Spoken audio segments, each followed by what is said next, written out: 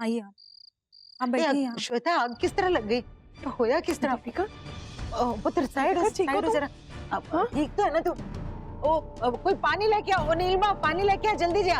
आग लग गई, वो भी होने वाली दुल्हन की साड़ी में। ये तो बड़ी अपशगुनी हुई जी। इसका तो पहला कदम ही, एक तो तूफान ले आई, ऊपर से ये आग। ओ जी माफ करना, कोई अपशगनी नहीं हुई। और प्लीज वीर जी के सामने आप ऐसी बात मत करना। पानी पानी। देविका, पानी पियो। श्वेता, इसकी तो सारी साड़ी खराब हो गई है। तू जाकर अंदर कपड़े कुछ। हाँ माँ। देविका, चलो तुम्हारे कपड़े बदलवा देती नहीं, मैं ठीक हूँ। हूँ। नहीं देविका, जले हुए कपड़े पहनना शुभ होता है। तुम घबराओ नहीं, अंदर चलो और कपड़े बदल लो। ले जा, आराम डाल।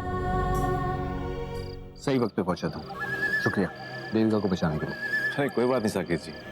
लेकिन तुम अकेले हो, श्वेता दी और विकास जीजा दिखाई नहीं दे रहे, कहाँ हो? एक्चुअली भाभी पहले ही आ गई थी और विकास भैया को माँ के साथ कहीं जाना था। आप तो जानते हैं माँ काफी चिंतित है भैया के काम को लेकर, तो बस उसी के लिए किसी से मिलने गई।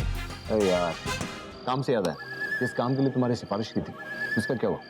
बात बनी कि नहीं? हाँ, जॉब तो मुझे मिली, लेकिन वहाँ नहीं जहाँ आपने बताया था।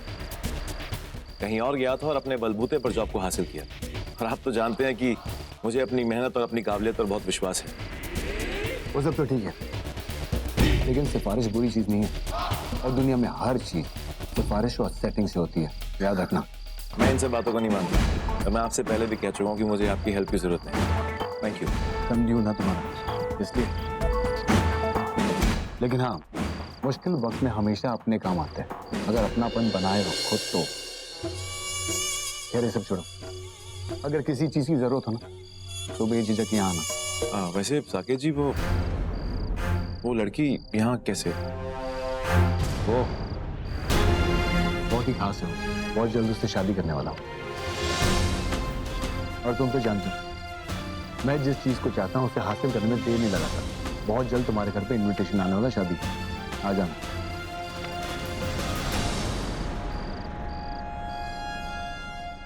इसको तुम अपना ही घर समझो और बैठो। तुम्हारे लिए कुछ कपड़े मैं निकालती हूँ, आराम से बैठो। तब इतनी रिश्तेदार है इस घर का।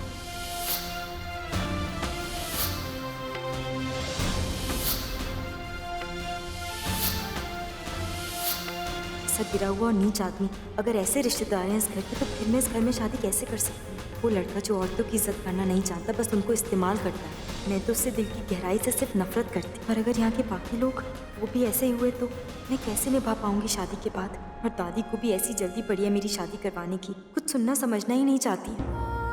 देविका, तुम ना ये पहन के तैयार हो जाओ, ठीक है? जल्दी से तैयार हो जाओ, मैं भी आती हूँ।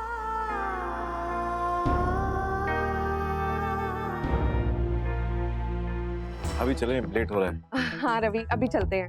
मुझे ना वीर जी को कुछ दिखाना है। रवि, एक काम कर दो ना, कमरे से मेरा बैग ला दो प्लीज। कौन से रूम से भाभी? हाँ, वो वाली। पता नहीं क्यों भेज देते हैं मुझे इस फैमिली के बखेड़ों में। हेलो जी, कैसे हो? मैं तो ठीक हूँ, आप कैसे हो?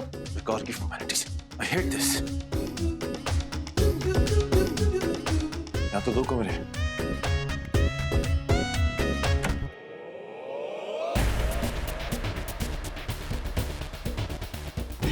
कहाँ रखा है भाभी ने अपना बैग? यहाँ तो नहीं है, शायद वहां होगा। खेल रचा किस्मत ने कुछ तो खेल वो फिर होके रहना है। मेल लिखा किस्मत I'm sorry. तो मेल वो फिर होके रहना है। जिंदगी से हजारों बेशरम, बदतमीज, सही कहते हैं कि तुम कभी नहीं सुधर सकते। एक नंबर के घटिया इंसान हो तुम। तुम्हें तो ना सलाखों के पीछे ही बंद रहना चाहिए। किस रूम के लिए? कमरे में आने के लिए, या फिर तुम चेंज कर दिए ना मालूम होने के लिए? और तुम्हारी परेशानी क्या है? मैंने ऐसा किया क्या जो तुम चाहती हो मैं जेल में चला जाऊं? हो प्लीज, ज्यादा भोले बनने की जरूरत नहीं है, जैसे कि कुछ हुआ ही नहीं है। और अगर तुम्हें याद नहीं है तो मैं याद दिला देती हूँ कि कल रात को तुम एक लड़की को छेड़ रहे थे, उसके साथ जबरदस्ती कर रहे थे, और अब ऐसे बिहेव करो जैसे कुछ हुआ ही नहीं है। ओ हेलो, बोलने से पहले सोच लिया करो। मौका मिला नहीं कच शुरू कर देती हो। कल रात को भी सच्चाई जाने बिना तुमने मुझ पर इल्जाम लगाया, मुझ पर पत्थर फेंका। मैं लड़कियों से प्यार से बात करता हूँ, उसका मतलब ये नहीं कि तुम कुछ भी बोलते रहोगे मैं सुनता रहूंगा। और हाँ, मैं जिंदगी में ऐसी गंदी हरकत कभी नहीं कर सकता। ये अपनी झूठी सफाई अपने पास ही रखो, क्योंकि मैं तुम्हारी असलियत जानती हूँ कि तुम कैसे हो। तनु ने मुझे खुद बताया कि कैसे तुमने लिफ्ट के बहाने से कार में बिठाया और उसके बाद तुम्हारे 2 दोस्तों ने उसके साथ जबरदस्ती की। मैंने अपनी आंखों से देखा कि तुम उसे छूने की कोशिश कर रहे थे जब मैं वहाँ पर आई। तुम जैसे घटिया और सड़े हुए दिमाग वाले इंसान के साथ ना मुझे बात ही नहीं करनी है। वो तो शुक्र मनाओ मेरी उस दोस्त का जिसने मुझे पुलिस स्टेशन में जाके कंप्लेन करने के लिए मना कर दिया, नहीं तो अभी सड़ रहे थे वहाँ जेल की सलाखों के पीछे। अपनी गंदी जुबान से गंदा लफ्ज दोबारा इस्तेमाल मत करना मेरे लिए, वरना बहुत बुरा होगा।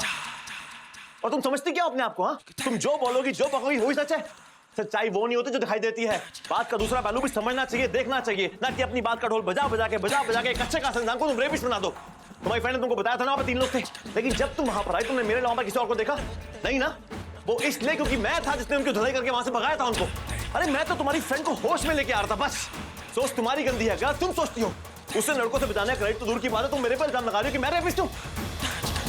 जिसने जिंदगी भर औरतों की इज्जत की। ओ प्लीज, ये सब झूठ बोलने की कोई जरूरत नहीं है। सब कहानियां ना किसी और को जाके सुनाना, क्योंकि मैं तुम्हारी असलियत जानती हूँ कि तुम कैसे और क्या कर सकते हो। कितने घटिया इंसान हो ना, पता है मुझे। आई डोंट केयर, क्योंकि मैं जानता हूँ मैं सही हूँ। और तुम मेरे बारे में क्या सोचते हो क्या समझते हो मुझे कोई फर्क नहीं पड़ता। और मुझे अपने आप को तुम्हारे सामने सही साबित करना भी नहीं है। और वैसे भी मैं जानता हूँ तुम किस टाइप की लड़की हो। पहला, ना तुम्हारे पास दिमाग है। दूसरा, सपनों की जिंदगी में तुम जीती हो। तीसरा, हकीकत तुमको जाननी नहीं है। ना अपनी सोच अलग है, ना कुछ कर दिखाने का जज्बा है, और उसके ऊपर से जिद्दी और अड़ियल हो तुम। मैं तो कहता हूँ अच्छा है, बहुत अच्छा है। साके जैसे आदमी के ही लायक हो तुम, क्योंकि तुम्हारे दिमाग में प्रॉब्लम है। सारे स्क्रू ढीले केमिकल होते हैं तुम्हारे दिमाग के अंदर। और वैसे भी जो भी तुम्हारे करीब आएगा, जिससे भी तुम्हारी शादी होगी, उसको तो बेड़ागर्क होना ही है, होके ही रहेगा। और वो साकेत, वो बिल्कुल ठीक है तुम्हारे लिए। वो भी सरफिरा, तुम भी सरफिरी। इसे कहते हैं असली मैच। वो कहते हैं ना, राम मिलाए जोड़ी, एक अंधा एक कोड़ी, वो हो तुम लोग। And congrats miss bad news. और मेरा पीछा छोड़ो तुम अभी।